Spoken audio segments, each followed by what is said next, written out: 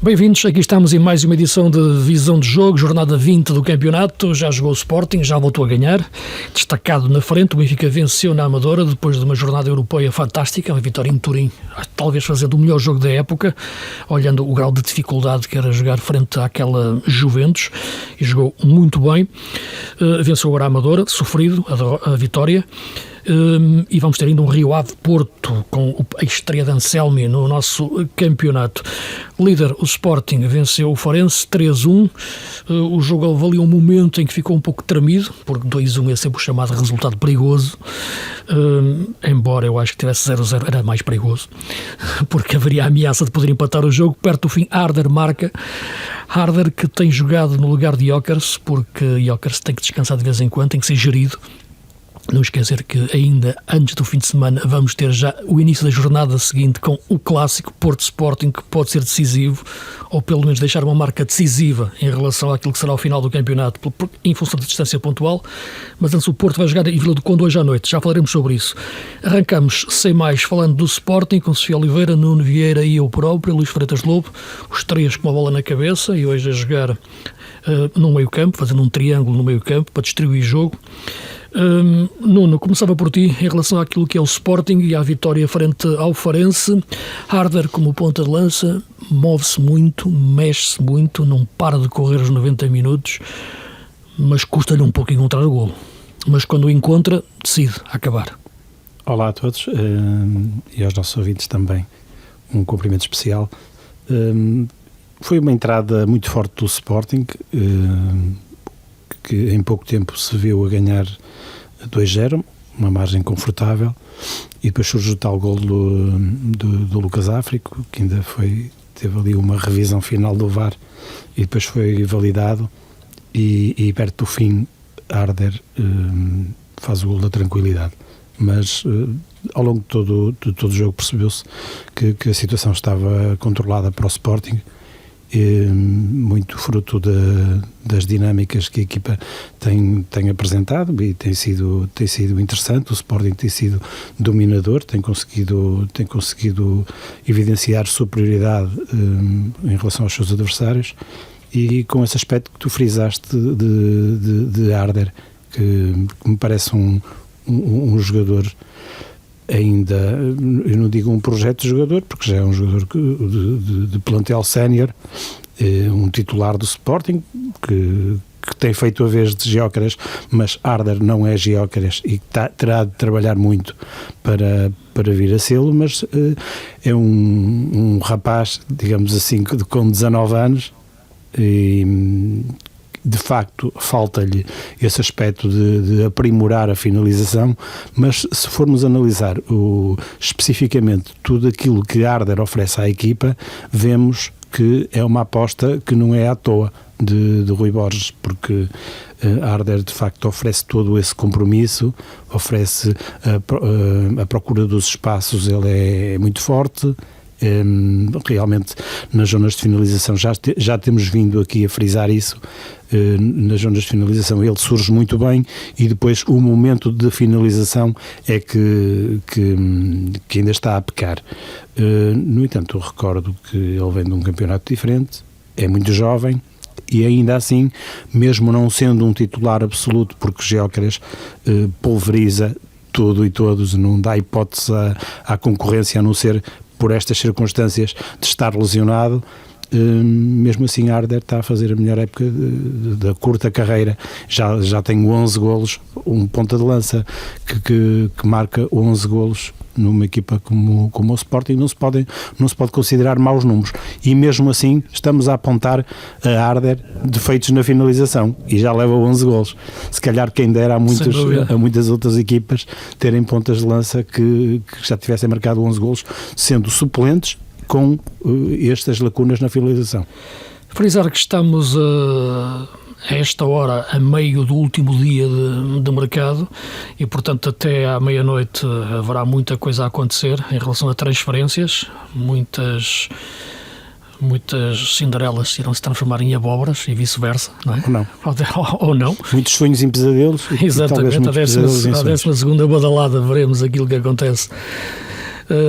Mas aquilo que me parece neste momento, olhando este mercado e também passando a bola à Sofia, e depois eu também irei dar aqui uns toques, é que é um mercado em que os clubes procuram encontrar soluções para problemas que tinham, tentam fazer bons negócios porque os clubes portugueses têm que vender, sobretudo percebe-se isso no Porto, mas falando do Sporting, Sofia, e pedindo também a tua análise ao jogo em si, frente ao Farense, a contratação do Biel e sobretudo, mais que o jogador, a posição, extremo direito, embora ele possa chegar a partir da esquerda, era isto que o Sporting precisava neste momento, olhando o projeto de jogo do Rui Borges?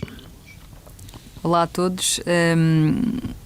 Eu acho que fazia sim falta um extremo ao Sporting, embora eu entenda o Biel mais como um médio ofensivo, um jogador para jogar nas entrelinhas, um jogador com uma agilidade notável.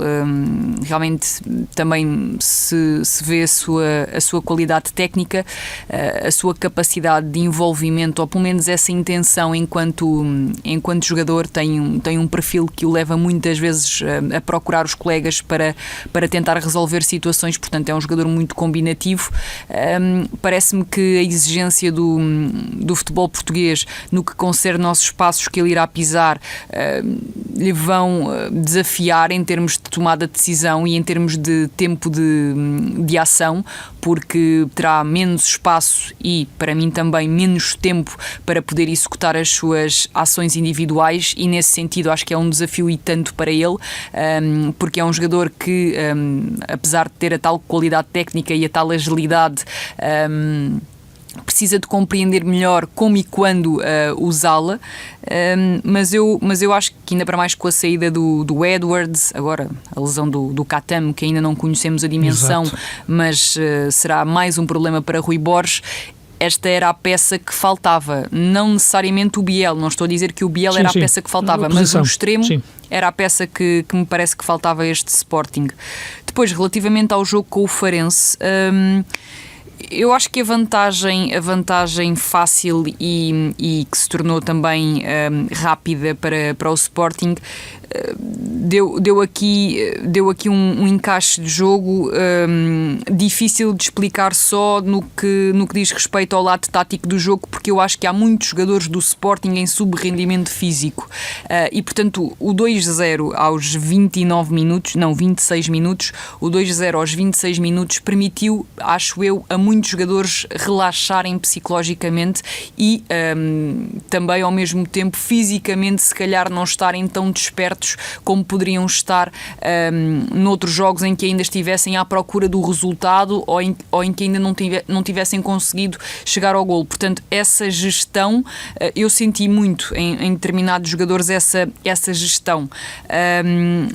Depois, parece-me que o Sporting perdeu um bocadinho o controle do jogo, e quando eu digo controle do jogo, não digo que tenha dado bola ao Farense, mas precipitou-se em demasia com a bola, acabava os ataques demasiado rápido, não os elaborava muito, mesmo quando estacionava no meio campo ofensivo, se tinha ali uma outra aberta, queria imediatamente aproveitá-la para tentar chegar à baliza contrária, e o Farense é uma equipa que quando... Obviamente que faz parte da sua identidade. Quando o adversário está nesta toada, aproveita para verticalizar constantemente o jogo, e qualquer perda de bola do adversário pode ser sinónimo de ter de andar a correr atrás para ir buscar. E eu acho que nesse sentido o Sporting de Rui Borges, não só neste jogo em particular, necessita de gerir um bocadinho melhor essa posse, porque ter posse de bola, tu podes ter posse de bola de várias formas, não é? O Sporting acabou o jogo com muito mais posse de bola do que o Farense, e isso não está em causa. Agora, a forma como geriu essa posse de bola, eu acho que em muitos ataques geriu depressa demais, sem grande necessidade disso, porque o Farense é uma equipa que defende com muitos, mas acho que se disposiciona demasiado fácil. Nesse sentido, eu olho aqui para uma coisa que acabou por acontecer por via da lesão do Jenny Catamo, que foi a passagem do Daniel Bragança para uma zona mais subida, como vinha sendo utilizado por Rui Borges, que eu acho que não só prejudicou o jogador individualmente, como prejudicou a equipa, porque o Daniel Bragança não é médio ofensivo, não é um jogador para estar muito tempo de costas para a baliza, para jogar tantas vezes em espaços tão reduzidos. Eu acho que ele ajuda a equipa e o seu perfil também fica melhor aproveitado se jogar mais vezes de frente para o jogo, e esta lesão obrigou-o a passar demasiadas vezes de costas para o jogo e demasiadas vezes apertado quando a bola lhe chegava. Por outro lado, acho que o Kenda melhorou quando passou da esquerda para a direita, porque acho que é um jogador que ganha outro tipo de dimensão dependendo do lado em que joga do campo. O Kenda é um jogador excepcional em vários sentidos, mas um bocadinho à imagem de David Neres, que eu acho que era muito mais jogador à direita do que à esquerda, acho que Kenda também sofre dessa especificidade, e é um jogador que consegue temporizar mais, é um jogador que consegue combinar melhor, utilizar melhor as suas características quando parte da direita, e tenho muita curiosidade em perceber como é que isto acontecerá quando pode voltar à equipa, quais é que serão os posicionamentos, porque temos visto muitas vezes o Trincão como médio mais ofensivo, e tenho alguma curiosidade em perceber se Kenda passará para a direita, colocando Pote naquele lugar, ou se Pote assumirá a função que tem sido feita muitas vezes de médio ofensivo por Trincão, passando, por exemplo, Trincão mais para a direita. Portanto, há aqui várias formas de poder interpretar o que será o Sporting com o regresso de Pote. Eu tenho mais uma ou duas coisas para dizer sobre este jogo, mas se calhar passar a bola para ti, Luís, e depois termino. Sim, porque tentamos gerir aqui também o nosso tempo de jogo em relação àquilo que são também o Benfica, o Porto e outras coisas que o mercado suscita em relação não só aos jogadores, mas às posições e àquilo que pode mexer nas equipas. Em relação a esta equipa do Sporting, tu falaste no Pote, vai demorar em algum tempo o Pote a regressar, não é? Porque percebeu-se esta semana que a lesão voltou a ter uma recidiva e o Sporting tentava apontá-lo ao clássico, mas não vai ser possível.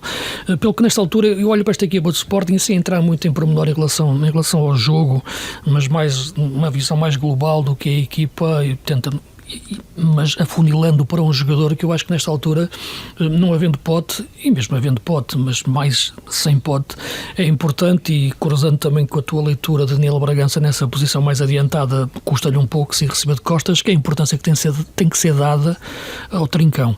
Eu acho que o Trincão não pode ser um jogador que tem que ir jogar para a posição que de repente a equipa o obriga a jogar, isto é, de repente houve a lesão de Catamo e o Trincão sai do meio e passa a jogar mais aberto sobre um flanco, depois troca-se a faixa que anda da esquerda para a direita e Trincão volta novamente até que ocupar outro tipo de posições ou outro tipo de movimentações.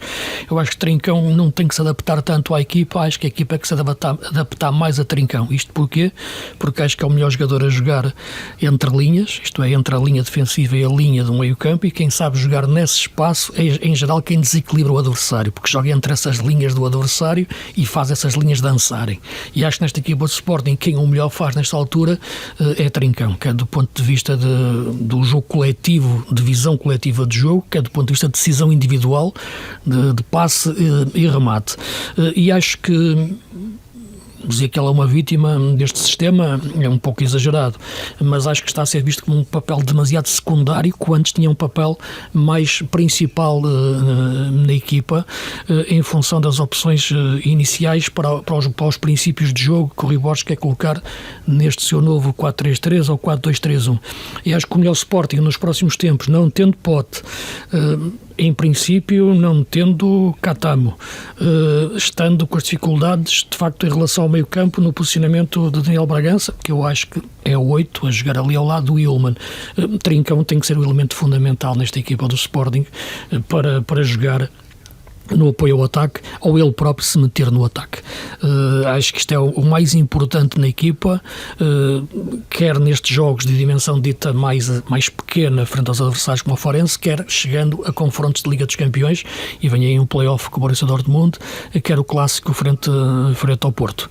Acho que nesta altura Trincão é o jogador que o Rui Borges deve olhar para a equipa e pensar na equipa com ele como protagonista.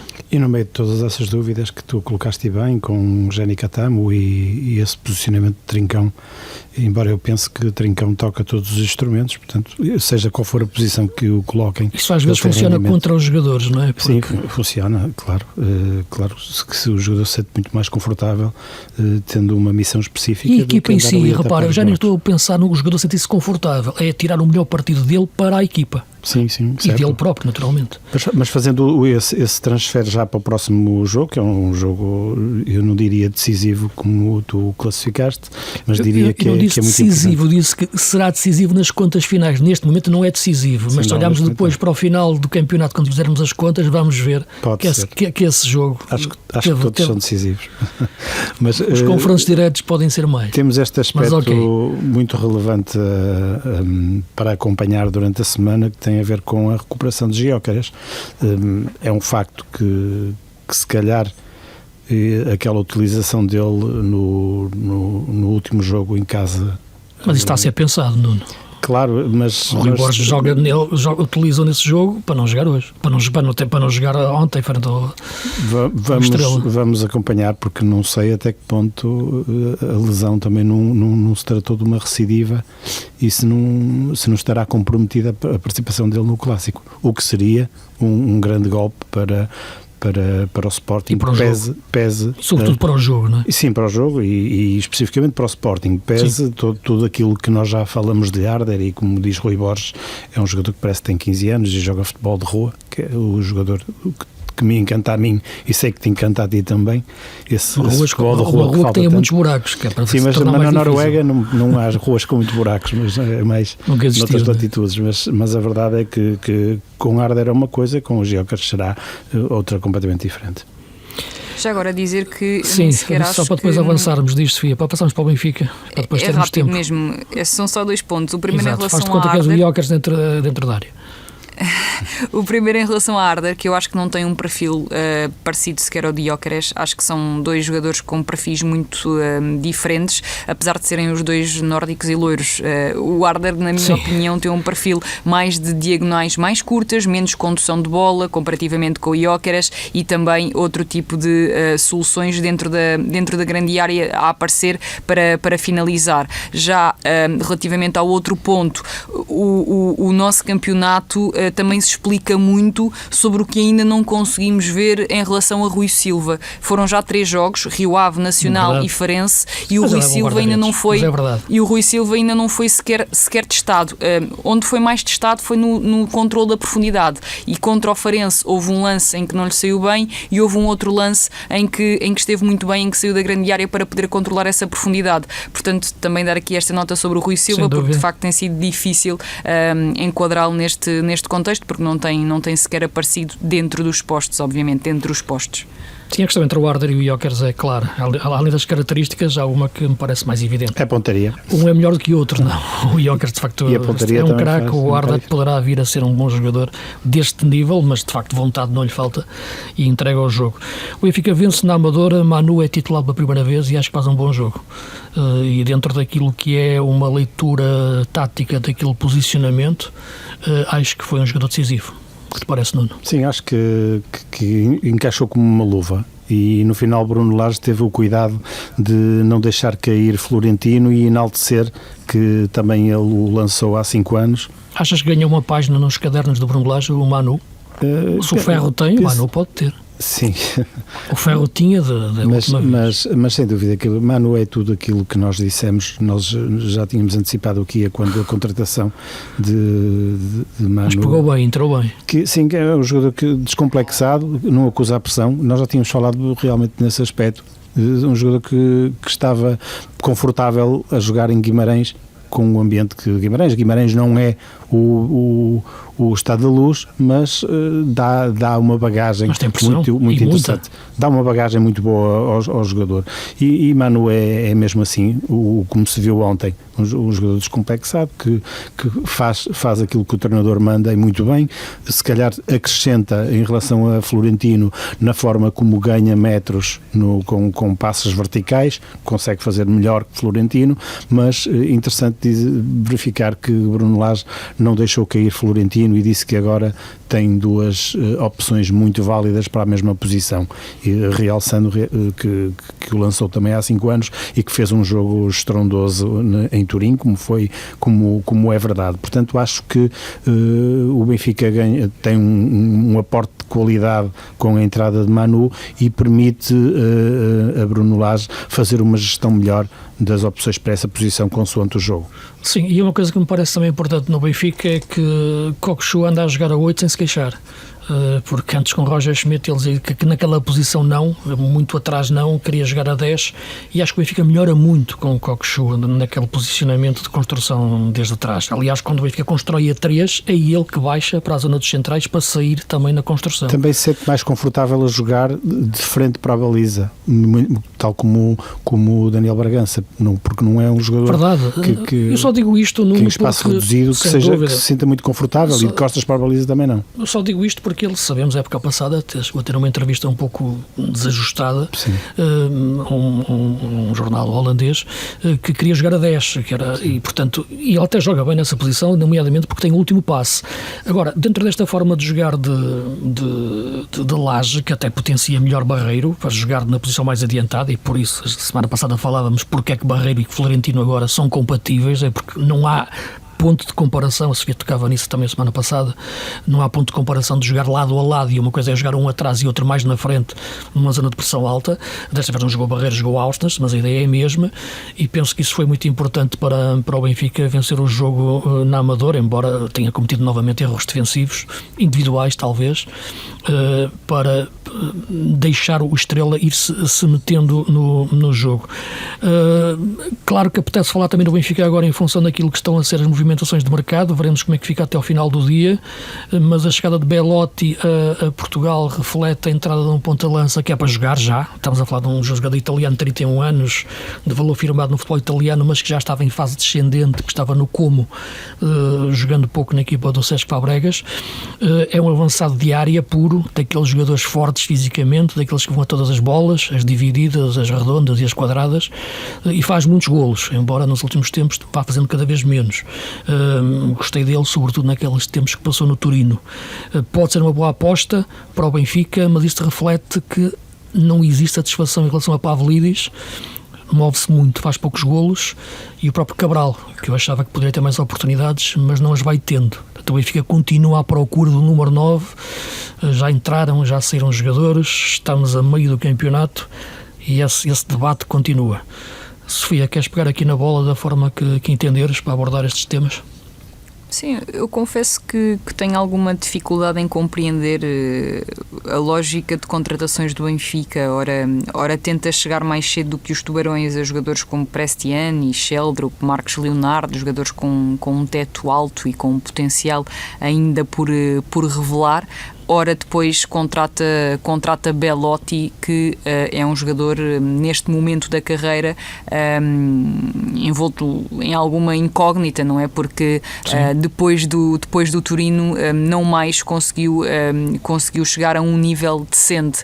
Agora, se há liga que permite de alguma forma ressuscitar, digamos assim, um jogador como Belotti, essa liga pode ser a Liga Portuguesa. Agora, não há uma lógica na contratação do Benfica, porque há Pavlidis, porque há Arthur Cabral, que não se sabe ainda se sairá ou não, mas entretanto o West Ham já se virou para Ivan Ferguson, do Brighton.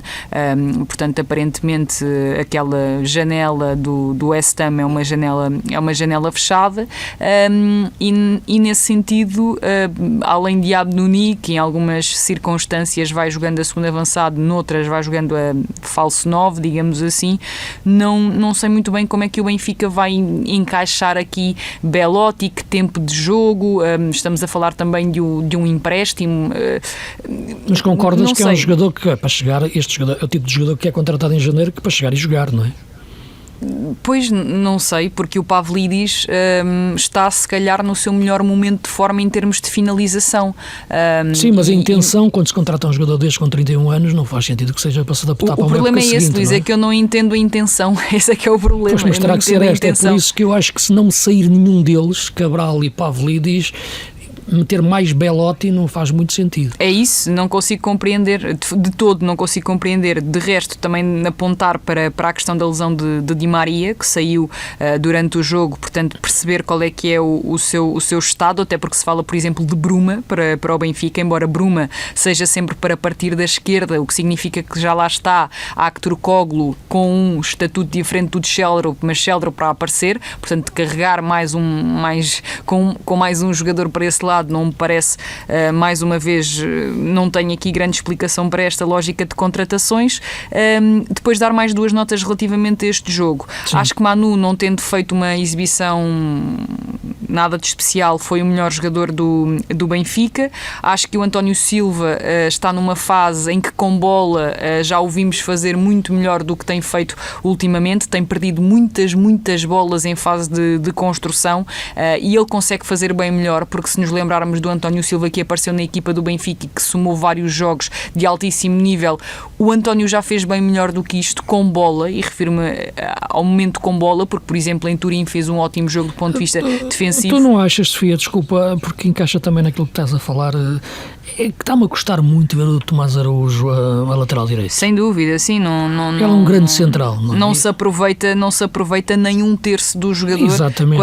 Quando se empurra o Tomás Araújo para a direita, mas parece que aquelas declarações de Jorge Mendes tiveram algum impacto na utilização de António Silva, porque a verdade é que o seu empresário...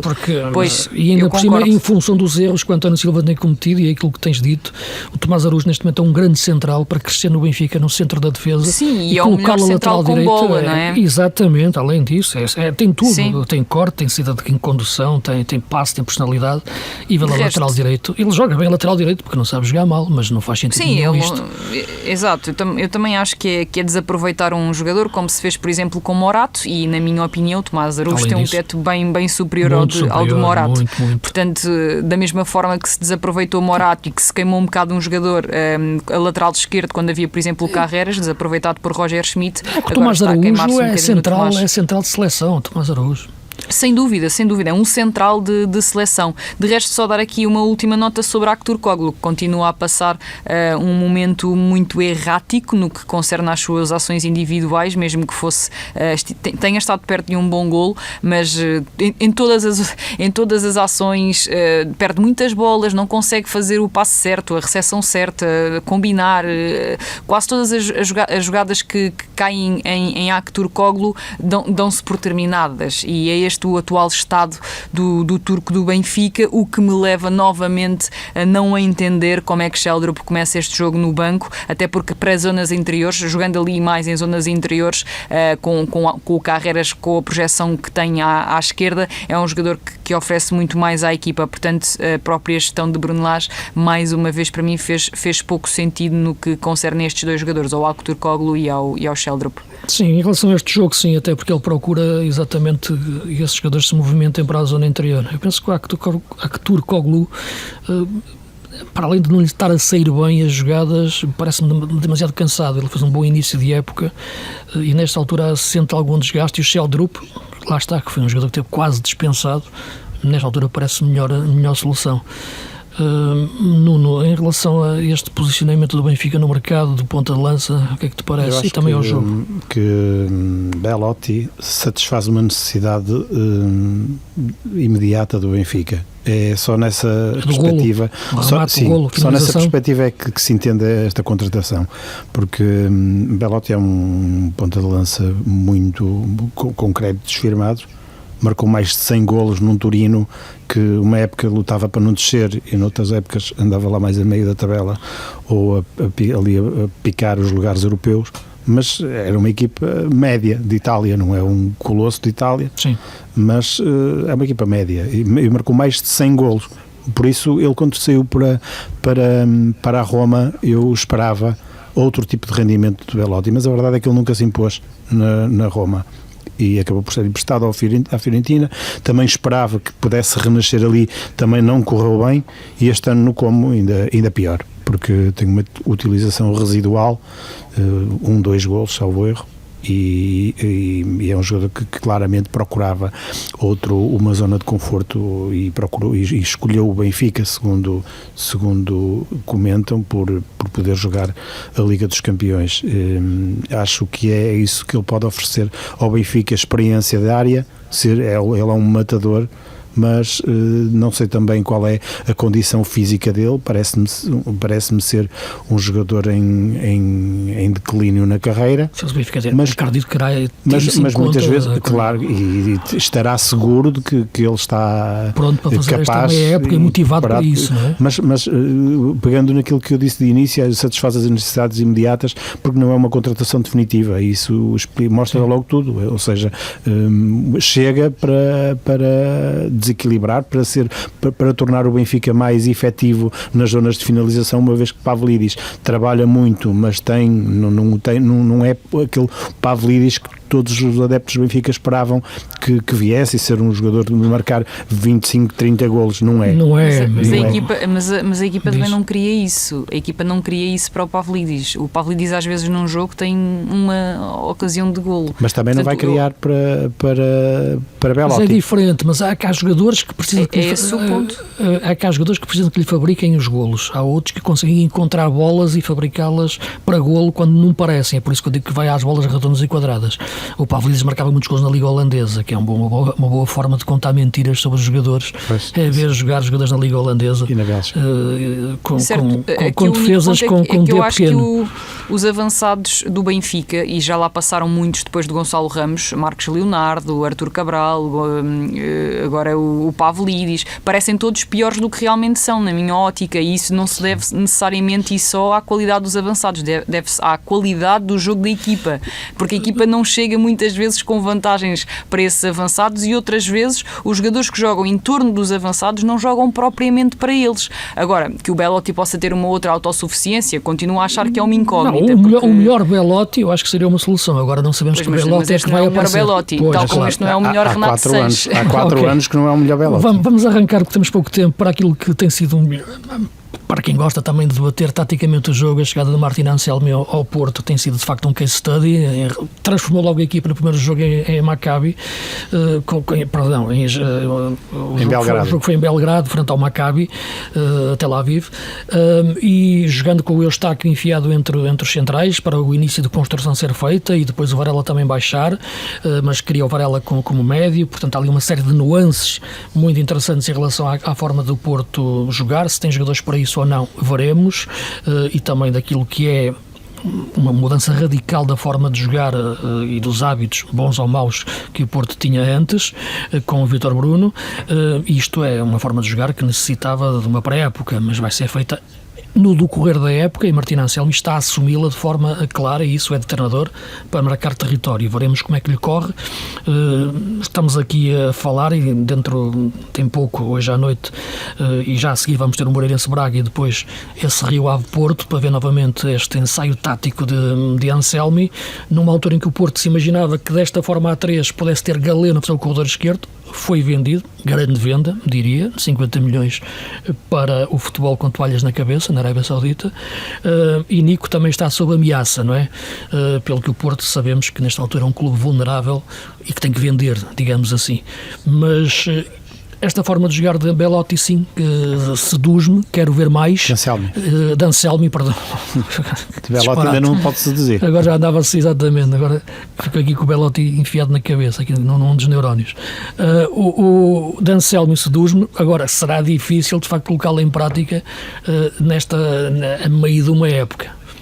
Eu acho que Anselmi ontem explicou muito bem como pretende jogar naquela linha defensiva, como pretende a sua organização defensiva. Mas colocando... isso em construção ofensiva, lá está. Agora, a defender, repare, deixa-me só dizer isto e deixa-vos falar também, porque a defender, quando foi preciso defender frente ao Maccabi, o Eustáquio foi para médio e entrou um terceiro central de raiz, o Zé Pedro. Sim, ele explicou isso muito bem ontem na conferência de imprensa. Acho que em Portugal vai ter mais possibilidades de experimentar essa situação de ser Eustáquio na construção, a rebaixar para o miolo da defesa, para o centro da defesa, mas penso que Tomás Pérez também pode desempenhar essas funções. A contratação do Porto, 19 anos, vindo no Nils. Certo, também pode desempenhar essas funções, mas acho que, sobretudo, Anselmi precisava de mais 15 dias de trabalho sem competição, sabemos que é impossível, mas eventualmente só sem competições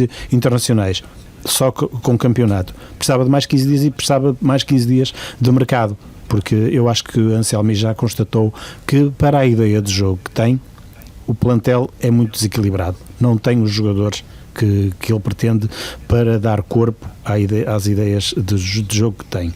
Por isso ele vai ter naturais dificuldades, o mercado, como se diz, o relógio está a contar, portanto acaba daqui a poucas horas e não se sabe bem também se ainda alguém vai sair, porque o mercado de inverno tem esta crueldade para os jogadores. Pode aparecer um negócio da China de última hora, ou neste caso da Arábia, que venda um jogador em subrendimento por esse valor. Mas seria um rombo enorme para o Porto perder o Nico. Perder Nico seria um golpe muito grande. Penso que Anselmi também terá já feito ver isso, a importância de o permanecer, e daí esse braço de ferro que a SAD do Porto tem mantido, de modo a esticar a corda ao limite. Recorde-se que a cláusula é de 60 milhões e o City terá chegado já aos 50, quem chega aos 50 também chega aos 60, nem que seja em variáveis, parece-me, mas acho que seria um rombo muito grande, até pelo que se tem visto de Nico. Nico é muitas vezes o jogador em destaque do Porto, ou seja, constituiria mais um problema para Anselmi resolver no meio de tantos problemas e no meio deste plantel desequilibrado que o Porto não tem ainda, pese a venda de Galeno, não tem capacidade financeira para satisfazer os pedidos, que terão sido os pedidos do treinador. Seguramente que não foram um ou dois jogadores que Anselmi pediu, é possível que tenha pedido muito mais, 4, 5, mas também precisaria, além de jogadores para impor as suas ideias, precisaria de tempo para trabalhar, que é aquilo que tem faltado, por exemplo, a Ruben Amorim no Manchester United. Sim, sem dúvida, assim, os processos são um pouco semelhantes, salvas devidas proporções, mas a verdade é mesmo essa, é que no início da construção ele está aqui sim bem nesta posição para fazer a linha defensiva. Ele próprio disse no fim do jogo frente ao Maccabi que não sabia como se havia de posicionar bem para fazer a linha de 5 a defender, e esta equipa naturalmente que vai viver mais um momento ofensivo, mas depois terá que, na dimensão máxima, e vem aí o clássico, saber defender bem desta forma. Sofia, como é que viste este primeiro Anselmi e como é que prevês o segundo Anselmi? Uma amostra muito, muito enviesada. Não acho que seja possível tirar daqui... Não, conclusões não, apenas sensações, não é? Sim, são sensações, no fundo é isso, é tirar algumas sensações. Percebe-se que realmente é um treinador que exige muito dos seus alas, e eu acho que Francisco Moura pode sofrer um bocadinho com isso, porque João Mário tem essa capacidade de fazer todo o corredor direito, define bem, volta para trás, vai para a frente, tem o último passe, tem definição, e o Francisco Moura ali aos 60 minutos já não conseguia correr. Eu não sei se a isso também se deve o facto de ter vindo de lesão há relativamente pouco tempo, mas eu acho que as suas características não encaixam tão bem para fazer a ala. É mais um lateral, obviamente, e ainda que com propensão ofensiva, é um lateral bastante ofensivo, mas a ala é outra coisa. Depois também deu para atestar que o Martin pretende ter uma assimetria na frente, ou seja, com um jogador como PP para romper em mais situações, e um Fábio Vieira que pede mais bola no pé, e isso viu-se quando saiu o PP, entrou o Galeno, portanto, e depois também entrou Vasco Sousa para a posição. Não, foi o Nico que se adiantou no terreno para Vasco Sousa ficar mais próximo do Alan Varela, portanto percebe-se que há ali uma tentativa de criar jogadores com perfis diferentes para lhe darem coisas diferentes.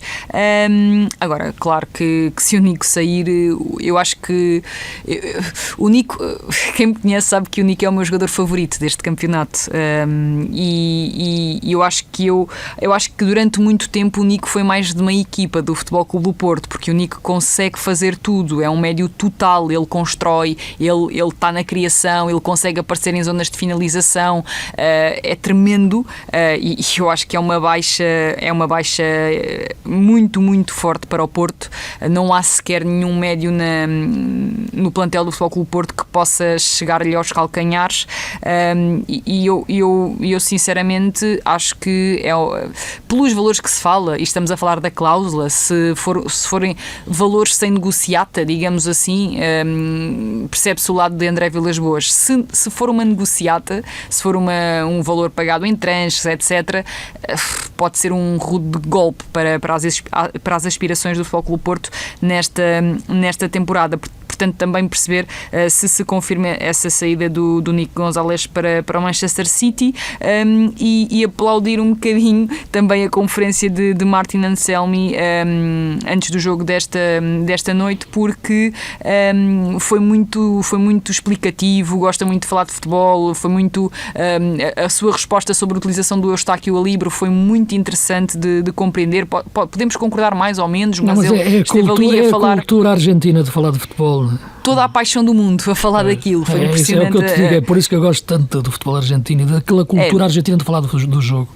E ele nota-se que até se perde, porque esperemos que não lhe passe rápido cá em Portugal. Entretido, sim, é isso mesmo que esperamos. E pronto, e no fundo o jogo com o Maccabi acho que foi um jogo controlado pelo Porto, sem criar grandes oportunidades, ou praticamente nenhumas, acho que foram duas, um passo do João Mário, outra, mas nada de especial, mas foi um jogo controlado pelo Porto, a não permitir praticamente nada ao Maccabi. Assim que se colocou em vantagem, foi um Porto a descer cada vez mais o bloco, acabou com Zé Pedro, Tiago Jaló e Otávio a comporem a linha de três centrais, muito baixo, houve momentos até que defendeu a 6, linha de 6, portanto foi um Porto a agarrar-se com unhas e dentes daquela forma ao resultado, mas poderia ter-lhe saído muito caro, porque há um golo anulado ao Maccabi por milímetros, mas lá está, é muito injusto tirar daqui grandes conclusões, são apenas as tais sensações do novo técnico do Porto. Continuando agora em podcast, de quem sinto alguma falta de ver jogar como jogava ao princípio, com jogadas quase maradonianas algumas vezes, era o Edwards. Sai do Sporting e sai, chamavam-lhe o Soneca em Guimarães, era o Pepa que lhe deu o nome, e sai mesmo numa fase em que parecia não querer muito com o jogo nesta altura, o que acho que me desilude bastante, olhando o seu talento. Vai jogar para o Burnley, não é? Segunda liga inglesa, e veremos que é um bom campeonato, mas longe daquilo que ele poderia atingir. Edwards tem parece-me ser um jogador com um pouco compromisso com o trabalho. Isto não é uma crítica dizer que ele é um mau jogador, pelo contrário, porque é um excelente jogador. Não é uma crítica jogador. Pouco compromisso com o trabalho? Não, o elogio não é. Estou a falar em termos de qualidade futebolística. Qualidade futebolística acho que é intocável. Mas... Agora, pouco compromisso com o trabalho é uma crítica, claro, mas não é uma crítica à forma dele jogar, porque ele joga muito bem, isso é inatacável. Mas acaba por traduzir uma coisa, vai ter isso. Mas isso é apontado por quase todos os treinadores que trabalharam com ele, eu já falei com alguns. Sim. É um jogador com pouco compromisso com o trabalho. E quando ele foi transferido para o Sporting, eu achei que finalmente tinha percebido que estava num nível de topo no futebol português e que poderia também aparecer no panorama europeu, de modo a relançar-se e poder alcançar o seu objetivo de jogar na Premier League. A verdade é que acaba por sair com poucos minutos, aparentemente fez ali uma espécie de pressão para não querer jogar, aparentemente era o que acontecia, porque se ele quisesse jogar, se tivesse rendimento nos treinos, o Rui Borges também não é louco. Ele dizia outro dia pelos Gyökeres que não é maluco para ter Gyökeres no banco, ele também não era maluco para ter o Edwards fora dos convocados e no banco sem o utilizar com um jogador com a qualidade que ele tem. Portanto, daí eu apontar esta falta de compromisso, é diferente de falta de profissionalismo, eu acho que lhe falta aquele nervo, por exemplo, aquela vontade de jogar, como há pouco falamos do Manu. O Manu é um jogador com muita vontade de jogar, e Edwards é um jogador que por vezes se alheia do próprio jogo. E o próprio Warder, que estávamos a falar, as críticas não tem esse talento, mas tem uma vontade indomável, não é? Olhando para o Sporting. Aquilo que muitos treinadores lhe apontam é que é um jogador que se desliga do próprio treino, desliga-se do próprio jogo. Por isso não me parece que em alta competição tenha resultados. Daí que, tendo a qualidade que tem e tendo o cartel, porque Edwards é um jogador muito conhecido em Inglaterra, tendo o cartel que tem, nenhum clube da Premier League o quis, ou se o quis, não chegou a acordo, e ele acaba por ir para um clube da segunda liga. O Championship é um campeonato fantástico, que também acompanho com algum interesse, mas não deixa de ser a segunda divisão. A segunda divisão da Inglaterra se calhar é a primeira nossa, mas fica aquém da expectativa dele próprio. Seguramente que a ambição dele seria jogar na Premier League e não na segunda. Tenho alguma expectativa em saber se Edwards vai renascer no Burnley, que tipo de tal compromisso vai ter estando próximo de casa, estando a jogar no seu país, mas tenho algumas dúvidas de que vai dar aquele clique. Se calhar estamos a falar de um caso daqueles jogadores que só aos 30, 31, 32 anos vai perceber que realmente tinha potencial para jogar nas equipas, se calhar nas melhores equipas da Europa, e que desperdiçou essa oportunidade precisamente por não ter a mentalidade certa para chegar a alcançar esses níveis. Sim, concordo contigo, não? De facto, tenho a mesma leitura em relação a esse enquadramento, que me parece ser mais de cabeça do que outra coisa em relação à atitude do Edwards. Sofia, também é algo que te deixa um pouco desiludida de ver um talento desperdiçado como o Edwards, ou não era o jogador que querias mais especificamente no teu coração? É um jogador que tem um lugar muito especial no meu coração. Okay. Devo confessar. Eu só o conheci quando ele chegou ao Vitória, apesar de ter uma passagem muito vincada nos escalões de formação do Tottenham, que foi lá que ele se formou. Depois também em algumas equipas da formação, seleções inglesas. Jogou, por exemplo, com o Hudson-Odoi, que agora está no Chelsea. No Chelsea não, no Forest, desculpem. Portanto, é um jogador cujo talento sempre foi mais ou menos inegável. Ele jogou, a questão do compromisso e tudo isso, eu confesso que não tenho nenhum tipo de informação privilegiada, mas no Vitória ele jogou com muitos treinadores, jogou com o Ivo, jogou com o João Henriques, jogou com vários. Teve ali umas épocas, esteve no nível alto, não é? Mas todos diziam que tinha condições para ser muito mais do que aquilo que demonstrava. Sim, eu lembro por isso o Sporting investiu nele. O Pepa também treinou. Eu lembro-me, por exemplo, de o Ruben Amorim dizer que achava que ele tinha nível para a seleção inglesa, e em termos de talento compreendo perfeitamente essa afirmação do técnico do Sporting. Depois, em relação ao compromisso e isso tudo, lá está, nós não vemos os treinos. Há muitos casos de jogadores que são afastados e que não combinam com determinado tipo de lideranças e depois com outras encaixam. Há treinadores que têm maior margem para lidar com este tipo de jogadores, que podem ter um perfil um bocadinho mais fora da curva, digamos assim.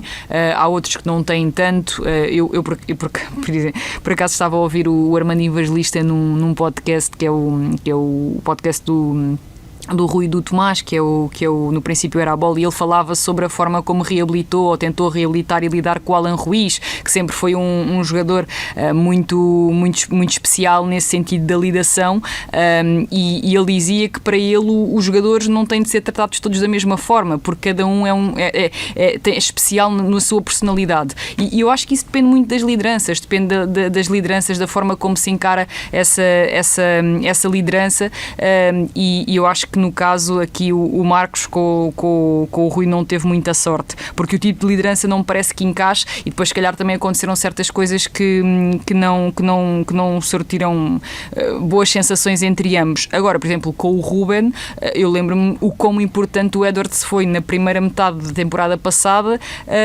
quando o Trincão não dava nada, aqueles para mim do Trincão não conseguia fazer nada, e o Edwards catapultou a equipa para outro patamar, combinando muito bem com o Gyökeres e sendo uma peça fulcral nesse início de temporada, oferecendo-lhe golos num período em que realmente se acreditou que o Edwards podia chegar num patamar em que se percebia que podia chegar. E depois, com o Trincão em crescendo e também a conseguir voltar, ou se calhar reabilitar-se, porque se calhar se o Ruben não estivesse ali, se calhar ninguém tinha pegado no Trincão como o Ruben pegou, e ele acreditou muito no jogador e lutou muito para que o jogador voltasse, e a verdade é que voltou. Mas se calhar se o Trincão não tivesse voltado e tivesse apanhado outro treinador, estávamos a falar do Trincão como falamos do Edwards, porque o Trincão, ninguém pegava nele no Braga, ele não jogava com o Sapinto, por exemplo, ele só começou a jogar quando o Ruben chegou ao Braga. Portanto, eu nunca Sapinto consigo... ainda mete na parte final. Sim, mas muito pouco. Ricardo. Sim, mas não... Mas joga ali o jogo em Passos Ferreira, que são apurados para a Final Four da Taça da Liga. Certo, mas não joga com consistência a titular, não faz mas parte do 11 de gala. Mas é um enquadramento diferente. E depois o Braga Sapinto. vendeu ao Barcelona. O Braga não, enfim, os empresários. E ele começou a jogar foi com o Ruben no Braga. Ele começou a jogar foi com o Ruben, de forma mais consistente. Portanto, eu às vezes acho que isto também tem muita influência. Os jogadores, com os treinadores que apanham, isso tudo, acho que tem muita influência. E hoje toda a gente acha que o Trincão é um mega profissional e é um mega jogador, mas a verdade é que já passou por momentos em que não jogou com certos treinadores. Portanto, eu desejo o melhor, sinceramente, para o Edwards. Espero, sinceramente, que ele se adapte ao Championship, e vamos ver o que é que o futuro lhe reserva. Acho que o Sporting não esperava de todo este desfecho, e acho que é um jogador para ser melhor aproveitado, mesmo em termos financeiros, porque ele só vai valer 10 milhões caso o Burnley suba à Premier League. Está em terceiro lugar neste momento, e portanto são valores muito abaixo do que um extremo com a qualidade do Edwards pode valer. Sim, tu estavas aí a tocar na história do Braga e do Trincão, e eu estava-me a recordar sobretudo aquilo que tem sido o Braga nas últimas épocas, em relação àquilo que é uma máquina de fazer dinheiro e de grandes negócios. Mas não há como olhar, e sobretudo olhando para este campeonato em que os três grandes estão a perder tantos pontos, que o Braga depois não consegue chegar ao título, ou pelo menos claramente a uma luta nas últimas jornadas, porque de facto vai perdendo jogadores fundamentais, não é? Esta época perdeu, claro, os jogadores que já falamos desde o início da época, como o Abel Ruiz, como o Banza, que por aí fora. E agora a ameaça a saída do Bruma, à hora que estamos a gravar, estamos a ver isto numa tarde de segunda-feira fria, antes de um Rio Ave Porto, porque o Bruma de facto é um jogador que nesta altura para o Braga, e a importância que tem na forma de jogar e sair, como já saiu o Salazar, que já está feito um negócio para o Zenit, e em função dos pontas de lança, a solução que o Braga encontrou foi o Navarro, emprestado pelo Porto, um pouco curto em relação ao que teve na época passada, que leva que o Braga, veremos o resultado que o Braga faz hoje em Moreira, porque o Braga está a 4 pontos das zonas dos segundos lugares, agora aumentou um pouco em relação ao Sporting, à condição, mas este podia ser em condições com outro mercado para o Braga, um ano do Braga se apertar ainda mais em relação a uma luta por um título inédito. Acho que esse conjunto de alterações que mencionaste, essa necessidade de vender, mas há assim tanta necessidade, essa é que é a questão que eu coloco. Sim, eu também coloco essa questão. É que houve altura sim que o Braga tinha necessidade para se impor, neste momento acho que não. Mas se há grandes ofertas e António Salvador os vende, é porque há alguma necessidade de fazer ali algumas... O Salazar é uma coisa do outro mundo, nem comento. Agora, outras não são grandes ofertas. Mas é um padrão de Salvador estar sempre muito ativo no mercado, e isso acaba por tirar consistência às equipas, e eu gostava de ouvir ponto. Carvalhal explicar um pouco melhor o porquê de ele mencionar, ter dito mais do que uma vez que é o trabalho mais difícil que ele teve até agora, pelo menos no Braga. Porque de facto são mesmo muitas alterações, e o Braga perdeu este ano uma grande oportunidade. O plantel claramente está enfraquecido, e com a perda de competitividade, a baixa competitividade que tem havido no campeonato. E as características dos jogadores. Se percebe que os três crónicos candidatos ao título não rendem aquilo, e não rendem aquilo que deveriam render, e mesmo assim estão em superioridade relativamente à concorrência, e o Braga tinha aqui uma oportunidade, porventura, para fazer aquilo que o Boa Vista fez quando foi campeão. Sofia, queres pegar neste assunto, este Braga? Que expectativas ainda tens? Eu confesso que acho que este Braga está a ser um dos piores trabalhos da carreira de Carlos Carvalhal. Não só por culpa dele, atenção, mas é uma equipa que me entusiasma muito pouco nos vários momentos do jogo. E em relação à gestão do clube, também me parece algo esquizofrénica, com todo o respeito por António Salvador. Gestão de equipa, mas... as equipas no clube, equipa, não é? Sim, porque o clube nós tem olhamos crescido de para uma o forma Braga... notável, não é? Sim, sem dúvida. Se quisermos falar da base, da formação do Braga, isso estruturas, aí tudo. Bem, agora não, no estádio, no mini estádio. Agora, tem estruturas que o Braga nunca teve na vida. Agora a consistência das equipas, sim, isso é outra coisa. Sim, a equipa parece que toda a gente vê quais é que são as necessidades do Braga, mas António Salvador anda aqui em negócios com pouco sentido. Mesmo esta possível contratação, chegada de Nuno Moreira com a saída do Bruma. Eu adoro o Nuno Moreira, estou farta de elogiar o Nuno Moreira aqui, mas uma equipa que já teve Rafik Kitani e que afinal não o quis, que tem tantos jogadores para aquelas zonas do terreno, agora é Nuno Moreira que vai... Quer dizer, eu não percebo. A linha defensiva do Sporting Braga tem as suas carências. O Yuri, pelos vistos, também já é um jogador que está aí no mercado. Sim, depois de ter vindo supostamente... O Yuri já saiu.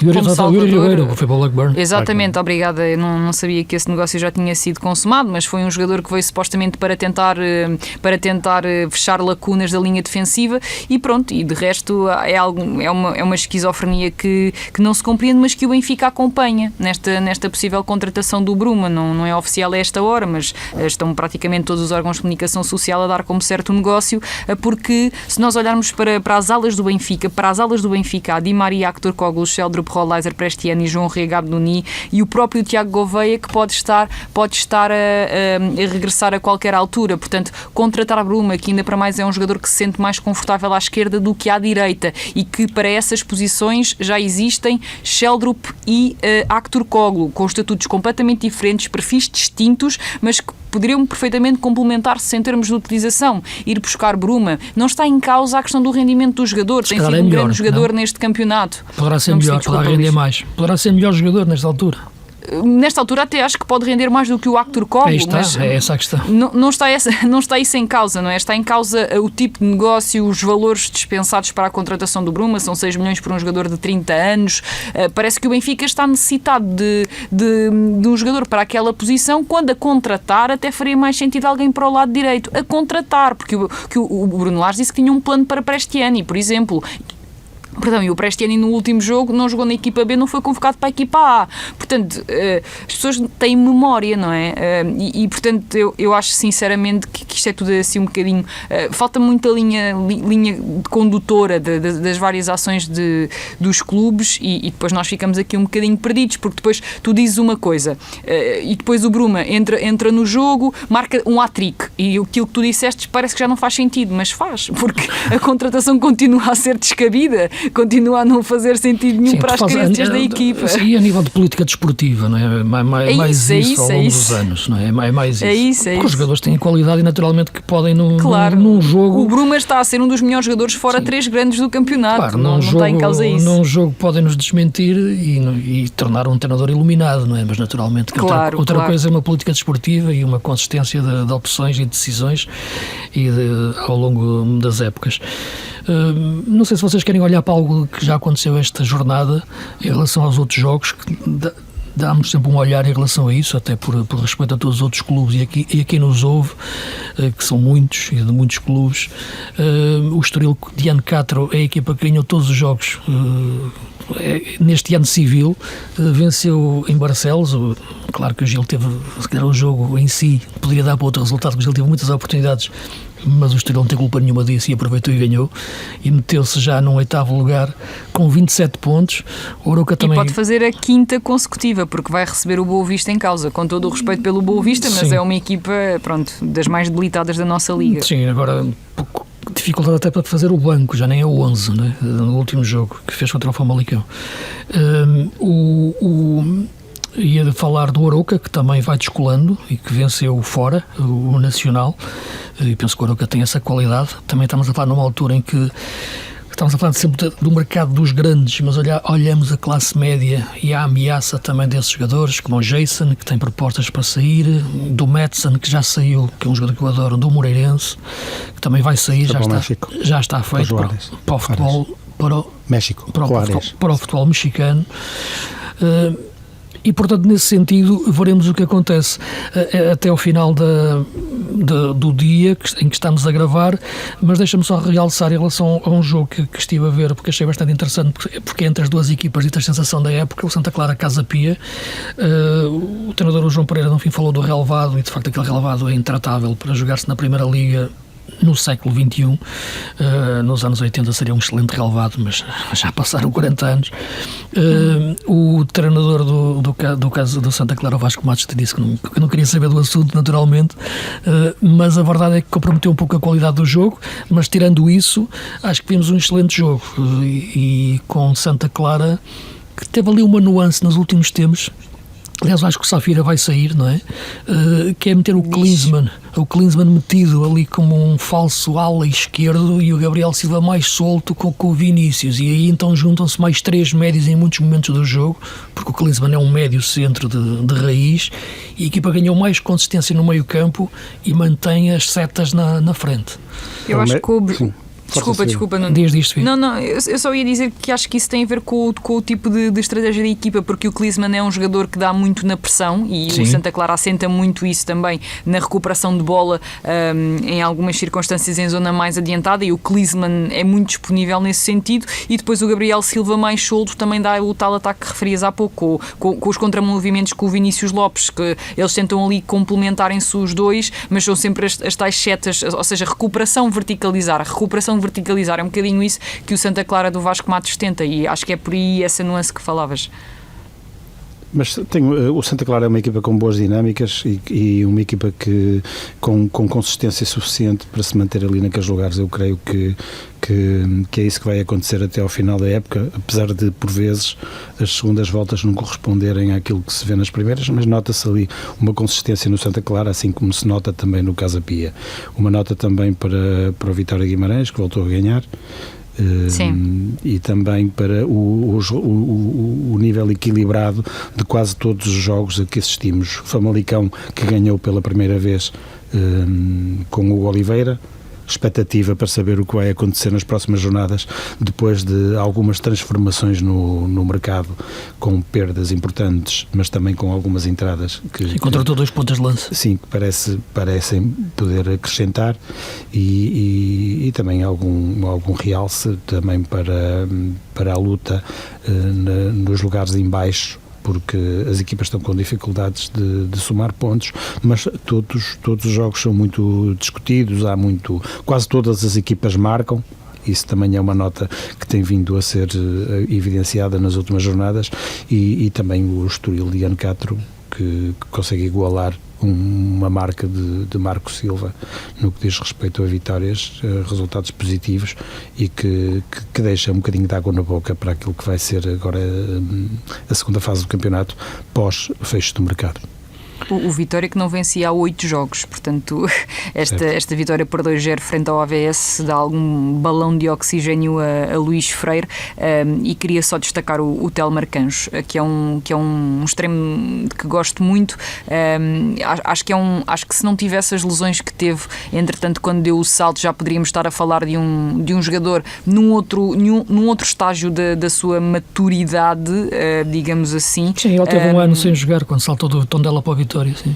Exatamente, mas acho que é um extremo com muita qualidade de passe, qualidade de definição, golo, é irreverente, e portanto, na minha opinião, é um dos jogadores que vale a pena acompanhar deste Vitória, ainda que agora sim ganhando mais protagonismo do que tinha outrora, sempre com a tal diferença do outro lado estar um jogador como Nuno Santos. Portanto, também Luís Freire procura aqui de um lado ter uma coisa e do outro lado ter outra em termos de perfil. É algo muito visto em várias equipas pela Europa. Ainda assim o Vitória só ganhou depois do Aves estar reduzido a 10 por expulsão do Gustavo Assunção. Mas o Vitória tem um bocadinho também a política desportiva do Braga, tem saído imensos jogadores. Mas por necessidade, aqui é por necessidade, certo, o Vitória tem mesmo que vender. Mas este ano... E agora fala-se do Kendi, não é? Sim. Este ano não sei se justifica tanto mais essa necessidade, dados os montantes que estão envolvidos nas transferências. Acredito. Eu acredito. Não, porque é público em relação à situação do Vitória e de facto a equipa tem que se reestruturar, o clube tem que se reestruturar financeiramente e acredito que os adeptos querem ter sempre os melhores jogadores e a direção também, mas muitas vezes não é possível e portanto tem que ser encarado dessa forma. Mesmo assim, digo-te uma coisa, o Vitória consegue com pouco ou com menos fazer muito mais do que outros, não é? E de facto... E com alguma instabilidade também, porque perdeu treinador, já substituiu 2 vezes o treinador e, ou seja, isto também não são sempre novas ideias. A saída do Rui Borges é pesada porque a equipa estava bem. Sim, a todos os níveis. A passagem relâmpago do Daniel Sousa também não ajudou e agora o Luís Freire tenta estabilizar, mas a verdade é que também só agora é que consegue travar essa onda de maus resultados. Curiosamente o Luís Freire chegou e não foi daqueles que quis meter em prática a sua ideia de defesa a 3, com que sempre jogou no Rio Ave ao longo de vários anos. Adaptou-se ao sistema que o Vitória tinha enraizado e que os jogadores estavam habituados. Veremos nos próximos jogos e como é que fica o plantel do Vitória. Só para terminar, porque falamos pouco, vêm aí também as competições europeias, tivemos uma semana de competições europeias, adversários difíceis naturalmente, não poderiam ser fáceis nesta altura, embora ache que o Benfica Mónaco, olhando as hipóteses, acabou por ficar num enquadramento digamos que simpático, até porque já venceu o Mónaco. O Sporting enfrentando o Borussia Dortmund, que nem sequer nesta altura está a meter muito medo, mas é um grande clube alemão. Muito irregular. Muito irregular. O Porto com a Roma, uma Roma de Ranieri, que também está um pouco, acho que enfrentou melhor o Porto. Mas está, estou aqui a falar dos adversários, mas falo mais do que são as nossas equipas nesta altura e a dimensão que têm que ter. E lembrei-me disso por causa do Vitória, que está na Liga Conferência, o Braga caiu da Liga Europa, mas o Vitória está na Liga Conferência e pode lá chegar. E para além disso, temos uma coisa só para terminar, que é um Manchester City Real Madrid num play-off. Portanto, isto é uma boa lição de dizer que o dinheiro não compra tudo e estas duas equipas vão jogar um play-off. Mesmo este City intrigante, levou 5 ontem do Arsenal, passou frente ao Bruges. Dizia-vos a semana passada que eu achava que o Bruges podia ganhar e durante algum tempo o Guardiola andou ali aos pontapés a uma geladeira por enquanto a equipa não fazia o golo, foi um autogolo e a verdade é que o dinheiro não compra tudo. Este formato das competições europeias é muito traiçoeiro. Não sabem bem ainda como é que geri-lo, não é? Embora, como também já aqui dissemos, tendencialmente as equipas dos Big Five são as que vão ser sempre apuradas. Mas vais ter Bayern de Munique, vais ter Paris Saint-Germain, Real Madrid e Manchester City a jogar o play-off. Portanto, vais ter um Lille, por exemplo, o Bayer Leverkusen, outras equipas, o Atlético de Madrid, né, metidas no apuramento, enquanto que estes gigantes, estes monstros, vão jogar o play-off. Mas este City, Real Madrid, como é que será? Será que o Guardiola vai ser goleado? Neste momento, este City mete medo. Como está o City, a probabilidade disso acontecer é maior do que em qualquer outro dos confrontos entre estas duas equipas e, como sabemos, nos últimos tempos têm sido vários os confrontos. É um clássico, sim. Este jogo, na antecâmara para este jogo, esta é a antecâmara em que eu sinto que o City pode estar mais longe de vencer o Real Madrid. Isso não significa que perca, mas acho que para o que o City está a jogar e para a forma como o Real Madrid joga contra o City, que é sempre em transição ofensiva, a probabilidade da equipa sofrer é muito alta. Porque eu vejo o City sempre desequilibrado defensivamente e tenho dificuldades em achar... Porque está muito pior com bola, Luís. O City já não está muito pior com bola. E quando perde a bola, a equipa está sempre desequilibrada. Com bola e na recuperação de bola, tudo isso sim, é claro que não se pode dissociar os 4 momentos do jogo. São inquebrantáveis, estão relacionados um com o outro. Eu acho que fundamental de facto é Rodri, não é? Um jogador naquela posição, mas curiosamente o City não foi ao mercado à procura de um jogador para aquela posição. Acho que o mais intrigante no City é mesmo a incapacidade de Guardiola descobrir onde é que está o erro provavelmente já descobriu. Estamos a ver Mateus Nunes a lateral direito. Mas a incapacidade de Guardiola em transformar aquele City na máquina trituradora que foi ao longo dos últimos anos. Ou pelo menos que não conseguisse, que não quebrasse tanto, não é? Certo, sim. Relativamente a este play-off e ainda ao formato da Liga dos Campeões, quem cair no play-off sujeita-se de facto a ter um dissabor e a cair das competições europeias. Mas falaste e bem, temos um Manchester City e Real Madrid na Liga dos Campeões, e na Liga Europa temos um Ferencváros Vitória Plzen, por exemplo, e temos um Porto-Roma. Portanto, acaba por ser muito sim. Cruel. As equipas põem-se a jeito caindo na Liga Europa, caindo nesse play-off. Por isso... Já agora, desculpe interromper-te, mas só porque esta hora está confirmado o Nico no City por 60 milhões. Por isso, isso está confirmado mesmo. Isso eu acho que é um rombo tremendo para o Porto perder um jogador deste nível. Sim, quase que adivinhávamos na primeira parte do programa falar disso, porque realmente é uma perda grande para o Porto, mas a cláusula era 60 milhões. Sim, ou seja, não é acionada a cláusula, mas o City paga 60 milhões. Temos de nos recordar que o Barça tem direito a 40, sendo que o Porto tinha a possibilidade de comprar 6 milhões por 6 milhões. 20%. Exatamente, sim. Portanto pode ser 20% para o Barça mais 6 milhões do Porto, no fundo, desta venda. Certo. Sim, o negócio é bom, agora a questão é os efeitos esportivos disto, não é? Nós no jogo fomos antecipando esse cenário nos últimos 2 dias e dando conta das aproximações do City e da melhoria das condições da oferta e como há pouco dizíamos, quem se disponibiliza para pagar 50 paga 60. Sim, foi o que tinhas dito. E Nico é um jogador que Guardiola conhece muito bem. Penso até que... Jogador de La Masia. Não quero com isto estar a fazer nenhuma ligação, mas penso que até Nico já terá sido representado pelo próprio irmão do Guardiola, Pere Guardiola. Não quer dizer que o negócio tenha sido feito por causa disso. O valor é pelo valor do jogador. Mas os 60 milhões é mais um bom encaixe para o Porto. De certeza que a SAD esfrega as mãos com mais esse encaixe, porque acaba por ser um mercado que, em termos de encaixe financeiro, vai com certeza dar outro fôlego ao Futebol Clube do Porto. Mas sim, em termos 60 milhões é muito dinheiro. Sim, e mais os 50 do Galeno, e mais agora este empréstimo com a opção de compra de Ivan Jaime para o Valência, ou seja, acaba por ser um mercado produtivo em termos financeiros, mas prejudicial em termos desportivos, sobretudo pela perda de Nico, como todos concordamos aqui, e penso que os nossos ouvintes também concordam. Era um jogador, diria mesmo, fundamental na equipa do Porto. Ok, estamos no limite do tempo, fizemos esta emissão um pouco na rede, no arame, porque estamos a falar em cima de horas de mercado e, portanto, naturalmente que as notícias foram chegando ao mesmo tempo que fomos fazendo o direto e gravando também o podcast. Mas penso que fomos adiantando todas as possibilidades, e esta é daquelas que naturalmente era uma ameaça, porque os clubes portugueses estão mesmo sob ameaça em relação aos grandes para perderem os seus melhores jogadores e depois terem que encontrar soluções nos tais bons negócios. Veremos se o Porto ainda vai reagir de alguma forma. Cá estaremos para a semana para voltar a falar de futebol, mercado fechado. Por fim, este mês, de facto, eu acho que é um buraco negro no meio da época, mas é assim, o dinheiro é que puxa a corda do futebol e das competições, não é o lado desportivo, esqueçam. Isto não volta para trás. É o que há, mas é o suficiente para nos apaixonar pelo jogo.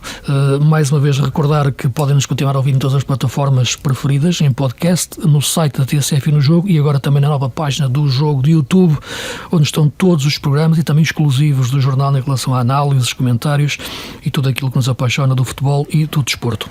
Um grande abraço a todos, até para a semana.